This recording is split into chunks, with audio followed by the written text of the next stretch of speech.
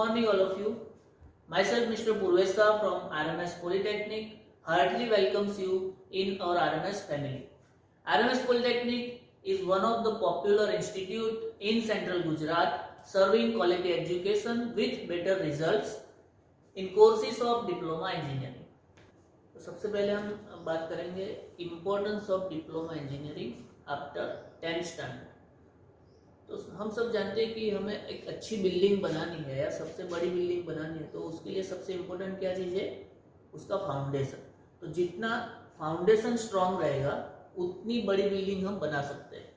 तो वही चीज़ हमारे कैरियर के लिए जाती है कि अब हमें अच्छा कैरियर बनाना है। आपने जो भी इंजीनियरिंग फील्ड चूज किया है उसका अच्छा कैरियर बनाने के लिए इंजीनियरिंग का आपका जो फाउंडेशन है वो स्ट्रांग रहना जरूरी है। तो डिप्लोमा इंजीनियरिंग आपको एक स्ट्रांग फाउंडेशन देने वाला है। तो जो भी आपके सब्जेक्ट्स रहेंगे, जो बेसिक सब्जेक्ट है, वो बेसिक फंडामेंटल्स अगर आपके क्लियर है तो आप इंजीनियरिंग में अच्छा कैरियर बना सकते हो। तो आज से उसी स्ट्रांग फाउंडेशन के लिए हम आपके लिए आज से ऑनलाइन लेक्चर सीरीज स्टार्ट कर रहे हैं। और ऑनलाइन लेक्चर सीरीज में आपके लिए जो भी आपके बेसिक सब्जेक्ट्स है जो 8, 9, 10th में आते थे और या 11th, 12th में आते हैं, मैथ्स है, फिजिक्स है, केमिस्ट्री है, इंग्लिश है, इंजीनियरिंग ड्राइंग है, जो इंजीनियरिंग फंडामेंटल के लिए बहुत इंपॉर्टेंट है, उसके लेक्चर आपके शुरू होने वाले हैं। तो आपको जो भी लिंक दिया जाएगा वो लिंक को आपको फॉलो करना है, उसको लाइक करना है, सब्सक्राइब करना है और यूट्यूब चैनल पे हमारे लेक्चर्स आप देख सकते हो। लेकिन उससे पहले हमें पता भी तो होना चाहिए कि हमने जो फील्ड चूज किया है वो फील्ड में कौन कौन से सब्जेक्ट्स आने वाले हैं। तो आपको मैं आज सब्जेक्ट्स के बारे में, आपके फर्स्ट सेमेस्टर के जो सब्जेक्ट्स है उसके बारे में, आपके एग्जाम पैटर्न के बारे में और आपका जो रिजल्ट आता है, कौन सी पैटर्न में रिजल्ट आता है, वो ग्रेडिंग सिस्टम के बारे में आपको बताने जा रहा हूँ। आपके इंजीनियरिंग में 2 तरह के सब्जेक्ट आने वाले हैं, एक तो बेसिक सब्जेक्ट्स है और एक आपका इंजीनियरिंग सब्जेक्ट है। तो हर एक ब्रांच में आपको बेसिक सब्जेक्ट भी आएंगे और आपका जो इंजीनियरिंग फील्ड स्पेसिफिक सब्जेक्ट है वो भी रहेगा। तो पहले हम बात करेंगे केमिकल इंजीनियरिंग की। आप नोटबुक और पेन लेके नोट डाउन भी कर सकते हो कि आपको फर्स्ट सेमेस्टर में कौन कौन से सब्जेक्ट्स आने वाले हैं। तो फर्स्ट हम बात करेंगे केमिकल इंजीनियरिंग में कौन कौन से सब्जेक्ट आएंगे। तो फर्स्ट सब्जेक्ट है हमारा बेसिक मैथमेटिक्स, जो कि आपका 10th स्टैंडर्ड का जो मैथ्स आता था उसी में थोड़ा एडवांस मैथ्स रहेगा। दूसरा है इंग्लिश। तीसरा है बेसिक केमिस्ट्री ग्रुप 4, ये सिर्फ केमिकल इंजीनियरिंग के लिए है, आपको केमिस्ट्री। और उसी के साथ केमिकल इंजीनियरिंग का इंजीनियरिंग स्पेसिफिक केमिकल के लिए ही physical, analytical and inorganic chemistry. और एक सब्जेक्ट है केमिकल इंजीनियरिंग ड्राइंग, जिसमें आपको प्रेशर वेसल, हीट एक्सचेंजर्स और उसके सब ड्राइंग्स आएंगे। और एक बेसिक कंप्यूटर का सब्जेक्ट रहेगा जो प्रैक्टिकल सब्जेक्ट है, कंप्यूटर एप्लीकेशन एंड ग्राफिक्स। तो केमिकल इंजीनियरिंग के जो भी स्टूडेंट्स है वो अपने सब्जेक्ट्स का लिस्ट नोट डाउन कर सकते हैं। मैं वापस एक बार रिपीट करता हूँ: basic maths, English, basic chemistry group 4, physical, analytical and inorganic chemistry, chemical engineering drawing, computer application and graphics. तो आपको साथ में आप ये भी नोट कर लीजिए कि जो first, second, third and fourth ये 4 सब्जेक्ट है, उसी में आपका जीटीयू का जो थियोरेटिकल एग्जाम है वो रहेगा और बाकी के जो 2 सब्जेक्ट है chemical engineering drawing and computer application and graphics, वो सिर्फ प्रैक्टिकल सब्जेक्ट रहेंगे। और नेक्स्ट ब्रांच हम लेने जा रहे हैं सिविल इंजीनियरिंग। सिविल इंजीनियरिंग के जो भी बच्चे हैं उनके लिए ये 2 सब्जेक्ट कॉमन रहेंगे, जैसे कि है बेसिक मैथमेटिक्स एंड इंग्लिश। ये 2 सब्जेक्ट आपके हर एक ब्रांच में कॉमन रहेंगे। थर्ड है environmental conservation and hazard management. जो गुजराती मीडियम में पढ़े हुए वो आप पढ़े होंगे पर्यावरण, बराबर। तो वही सब्जेक्ट आपका रिपीट हो रहा है क्योंकि ये एनवायरमेंट के लिए इंपॉर्टेंट सब्जेक्ट है।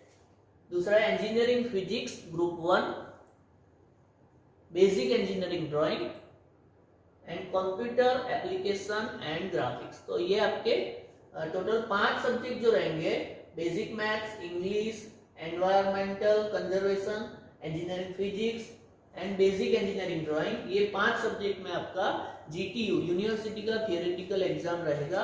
और ये जो छठा सब्जेक्ट है कंप्यूटर एप्लीकेशन एंड ग्राफिक्स, वो सिर्फ कंप्यूटर का बेसिक सब्जेक्ट है, जिसके लिए आपको सिर्फ प्रैक्टिकल एग्जाम देना होगा, बराबर। तो आपने राइट डाउन कर लिया है। नेक्स्ट ब्रांच हम लेने वाला है कंप्यूटर इंजीनियरिंग, जिसका ब्रांच कोड है 07। तो कंप्यूटर इंजीनियरिंग में भी ऐसे ही है कि थोड़े बहुत बेसिक सब्जेक्ट रहेंगे और 1 या 2 सब्जेक्ट ऐसे होंगे जो कंप्यूटर स्पेसिफिक रहेंगे, ठीक है। तो सबसे पहला सब्जेक्ट है बेसिक मैथ्स, जो हर एक ब्रांच में कॉमन है। दूसरा सब्जेक्ट है इंग्लिश, वो भी कॉमन सब्जेक्ट है। थर्ड सब्जेक्ट आपका रहेगा environment conservation and hazard management. उसके बाद है कंप्यूटर प्रोग्रामिंग। तो आप सब जिसने भी कंप्यूटर इंजीनियरिंग चूज किया है, बहुत सारे बच्चे ऐसे भी रहते हैं जिसको कंप्यूटर प्रोग्रामिंग के बारे में बहुत ज्यादा पता भी है, बराबर। चौथा एक सब्जेक्ट है जो इलेक्ट्रॉनिक साइड है, फंडामेंटल ऑफ डिजिटल इलेक्ट्रॉनिक्स। तो ये 2 सब्जेक्ट जो है वो कंप्यूटर स्पेसिफिक है। और आखिरी है फंडामेंटल ऑफ कंप्यूटर एप्लीकेशन। तो हर ब्रांच की तरह इस डिपार्टमेंट में भी basic maths, English, ECHM, computer programming and fundamental of digital electronics, ये 5 सब्जेक्ट्स का जीटीयू थियोरेटिकल एग्जाम रहेगा। और ये जो छठा सब्जेक्ट है फंडामेंटल ऑफ कंप्यूटर एप्लीकेशन, वो बेसिक कंप्यूटर नॉलेज के लिए सब्जेक्ट है और उसमें सिर्फ प्रैक्टिकल एग्जाम्स रहेंगे, ठीक है। तो कंप्यूटर इंजीनियरिंग के जो बच्चे हैं उन्होंने ये नोट डाउन कर लिया होगा। नेक्स्ट ब्रांच हम लेने वाले हैं इलेक्ट्रिकल इंजीनियरिंग, जिसका ब्रांच कोड है 09। तो इलेक्ट्रिकल इंजीनियरिंग में भी 3 सब्जेक्ट कॉमन रहेंगे। फर्स्ट है basic mathematics, second English, third environment conservation and hazard management. Fourth है इंजीनियरिंग केमिस्ट्री ग्रुप 2, जो सिर्फ और सिर्फ इलेक्ट्रिकल के बच्चों के लिए है, इंजीनियरिंग केमिस्ट्री ग्रुप 2। एंड आपका जो प्रैक्टिकल सब्जेक्ट है वो रहेगा basic of computer and information technology. तो सबको कंप्यूटर का बेसिक नॉलेज तो होना जरूरी है।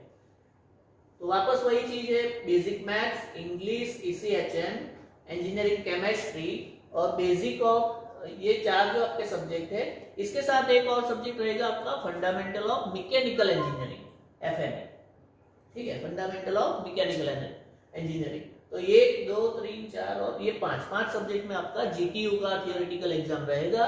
और ये जो कंप्यूटर का बेसिक सब्जेक्ट है उसमें सिर्फ प्रैक्टिकल एग्जामिनेशन रहेगा। जो भी एग्जाम की बात है और ग्रेडिंग सिस्टम की बात है वो सब मैं आपको उसके आगे बता रहा हूँ। तो अभी आपको सिर्फ क्या करना है, जो भी आपके ब्रांच स्पेसिफिक सब्जेक्ट है उसको सिर्फ नोट डाउन करना है, ठीक है। नेक्स्ट ब्रांच हम ले रहे हैं मैकेनिकल इंजीनियरिंग। तो मैकेनिकल इंजीनियरिंग के जो भी बच्चे हैं उनको पता होना चाहिए कि अपना ब्रांच कोड है 1919। ये ब्रांच कोड जीटीयू के लिए, यूनिवर्सिटी के जो भी बच्चे हैं, जीटीयू आप जानते हो, जीटीयू मतलब गुजरात टेक्नोलॉजिकल यूनिवर्सिटी। तो जो भी सब्जेक्ट है और सब्जेक्ट में जो भी कंटेंट रहेगा वो सारा कंटेंट किसने डिसाइड किया है, गुजरात टेक्नोलॉजिकल यूनिवर्सिटी ने। तो उसमें भी आपके जो कॉमन सब्जेक्ट है वो रहेंगे 3, बेसिक मैथ्स, इंग्लिश और ईसीएचएम। तो बेसिक मैथ्स, इंग्लिश और ईसीएचएम का मतलब है environment conservation and hazard management, जो कि आपका पर्यावरण है। फोर्थ सब्जेक्ट है जो सिविल में कॉमन था, इंजीनियरिंग फिजिक्स ग्रुप 1, जो मैकेनिकल और सिविल दोनों ब्रांच में आता है। और ये भी एक सब्जेक्ट है वो सिविल के साथ कॉमन है, बेसिक इंजीनियरिंग ड्राइंग। लेकिन मैकेनिकल के बच्चों को बेसिक कंप्यूटर का भी कोई सब्जेक्ट आने वाला नहीं है, उनको आएगा इंजीनियरिंग वर्कशॉप प्रैक्टिस, क्योंकि डिप्लोमा कंप्लीट होने के बाद उनको फील्ड पे काम करना है। तो आपको वर्कशॉप के बारे में थोड़ा बहुत जानकारी पहले से होना चाहिए। तो इंजीनियरिंग वर्कशॉप प्रैक्टिस जो सब्जेक्ट है वो सिर्फ आपका प्रैक्टिकल सब्जेक्ट रहेगा, उसमें सिर्फ प्रैक्टिकल एग्जामिनेशन रहेगी। और ये जो 5 सब्जेक्ट है, basic maths, English, ECHM, physics and drawing, ये 5 सब्जेक्ट का आपका GTU में, यूनिवर्सिटी में थियोरेटिकल एग्जाम रहेगा। नेक्स्ट ब्रांच है हमारा आर्किटेक्चरल असिस्टेंटशिप। तो जितने भी आर्किटेक्चर के बच्चे हैं उनको ये नोट डाउन करना है। उनके सब्जेक्ट्स में सबसे इंपॉर्टेंट बात क्या है, आपको मैथ्स नहीं आएगा, तो आपका जो भी बेसिक मैथ्स है वो सब्जेक्ट आपको नहीं आएगा। आपके लिए पहला सब्जेक्ट है आर्किटेक्चरल डिजाइन 1, तो आपको फंडामेंटल्स आर्किटेक्चर डिजाइन 1। दूसरा है आर्किटेक्चर ड्राइंग 1। तीसरा सब्जेक्ट रहेगा आपका बिल्डिंग मटेरियल्स, तो आपको बिल्डिंग मटेरियल्स के बारे में पहले फंडामेंटल क्लियर करना पड़ेगा। चौथा सब्जेक्ट है आपका बेसिक डिजाइन। पांचवा सब्जेक्ट है इंग्लिश। तो ये जो सारे सब्जेक्ट है आपने नोट डाउन कर लिए होंगे। अगर आर्किटेक्चर में नोट डाउन करना बाकी है तो मैं आपको वापस रिपीट कर देता हूँ। आर्किटेक्चरल डिजाइन 1 जिसमें आपका GTU का एग्जाम आने वाला है, बराबर। आर्किटेक्चरल ड्राइंग 1 जो भी आपका GTU में थियोरेटिकल एग्जाम रहेगा। बिल्डिंग मटेरियल्स उसमें भी आपका GTU का थियोरेटिकल एग्जाम रहेगा। सिर्फ बेसिक डिजाइन में सिर्फ प्रैक्टिकल एग्जाम रहेगा। इंग्लिश में भी आपका यूनिवर्सिटी में थियोरी एग्जाम आने वाला है, ठीक है। नेक्स्ट हम बात करेंगे एग्जामिनेशन पैटर्न के बारे में। तो आपका जो भी एग्जाम रहेगा वो दो टाइप का एग्जाम है, एक इंटरनल एग्जाम और एक यूनिवर्सिटी एग्जाम। तो आपका एग्जामिनेशन स्कीम जो है वो इस तरह से रहेगा। कोई भी सब्जेक्ट है वो टोटल 200 या 150 मार्क्स का रहेगा या 100 मार्क्स का रहेगा। उसमें दो सेक्शन है, एक थियरी मार्क्स और एक प्रैक्टिकल मार्क्स। उसमें आपको ये दो चीज दिखाई दे रही है, ESE और PA। ESE का मतलब है एंड सेमेस्टर एग्जाम और PA का मतलब है प्रोग्रेसिव असेसमेंट। मैं जो भी बोल रहा हूँ आप नोट डाउन कर सकते हो।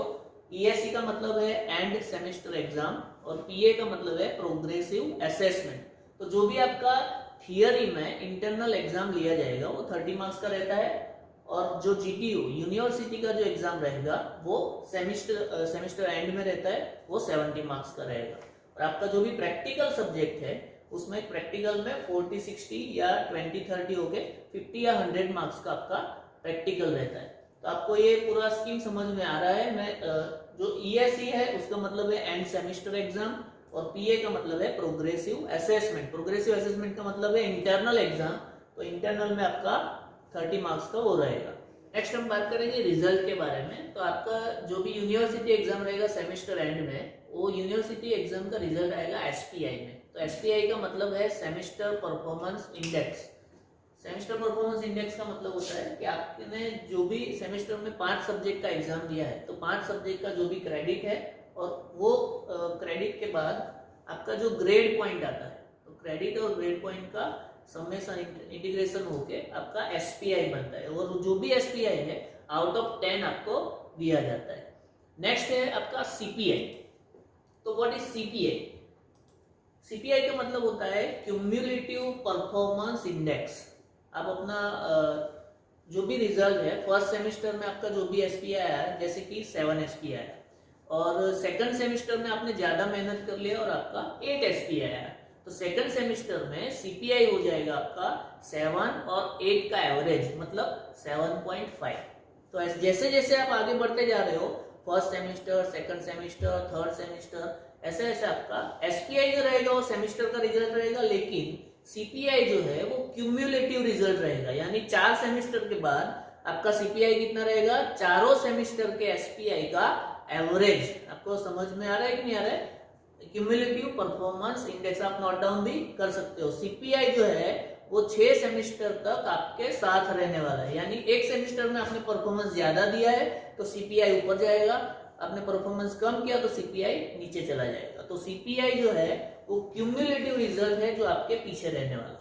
नेक्स्ट है CGPA। CGPA का मतलब है क्यूम्युलेटिव ग्रेड पॉइंट एवरेज। तो वो आपका स्टार्ट होने वाला है। CGPA जो है वो थर्ड सेमेस्टर से स्टार्ट होगा, यानी फर्स्ट और सेकंड सेमेस्टर में CGPA नहीं होता है। थर्ड सेमेस्टर से लेके 6 सेमेस्टर तक जैसे CPI है वैसे ही CGPA है, लेकिन CGPA जो है वो क्यूमुलेटिव ग्रेड पॉइंट एवरेज जो आपके डिप्लोमा के सर्टिफिकेट में दिखाई देने वाला है। तो आपका डिप्लोमा का जो भी रिजल्ट है वो CGPA से काउंट होता है। तो आप अपना रिजल्ट कहाँ पे देख सकते हो? तो उसके लिए आपको यूनिवर्सिटी वेबसाइट दिया गया है। यूनिवर्सिटी का GTU 2008 से एस्टैब्लिश हुआ है और उसका वेबसाइट है www.gtu.ac.in। यानी उसमें आपका रिजल्ट मिल जाएगा, आपका स्टूडेंट ग्रेड हिस्ट्री मिल जाएगा, आपका सिलेबस मिल जाएगा, एग्जाम का टाइम टेबल मिल जाएगा। जो भी इंफॉर्मेशन आपको GTU रिलेटेड, यूनिवर्सिटी रिलेटेड चाहिए, वो सब आपको वेबसाइट पे अवेलेबल है। तो आज भी आप gtu.ac.in पे जाके आपका सिलेबस चेक कर सकते हो। जो भी सब्जेक्ट का लिस्ट मैंने आपको दिया है, हर एक सब्जेक्ट का सिलेबस भी उसमें दिया गया है, तो आप ये वेबसाइट रिफर कर सकते हो। और ये वीडियो के बारे में या सब्जेक्ट के बारे में आपको और जानकारी चाहिए, या हमारी जो भी YouTube चैनल है उसके बारे में आपको और जानकारी चाहिए, तो आपको मैं कॉन्टेक्ट नंबर देता हूँ। ये हमारे इंस्टीट्यूट का नंबर है 9924541100। इसके ऊपर आप कॉल करके कोई भी इंफॉर्मेशन, डिप्लोमा के रिलेटेड जो भी इंफॉर्मेशन चाहिए या एडमिशन के रिलेटेड कोई भी इंफॉर्मेशन चाहिए तो आप ले सकते हो। आप अपने दोस्तों के साथ भी ये शेयर कर सकते हो। हमारा इंस्टीट्यूट का वेबसाइट है www.rmspolytechnic.org, तो इस पे भी आप जाके रिफर कर सकते हो। Thank you very much. आपको कोई भी दिक्कत हो तो आप कमेंट में लिख के हमें आपका क्वेश्चन भेज सकते हो। Thank you very much.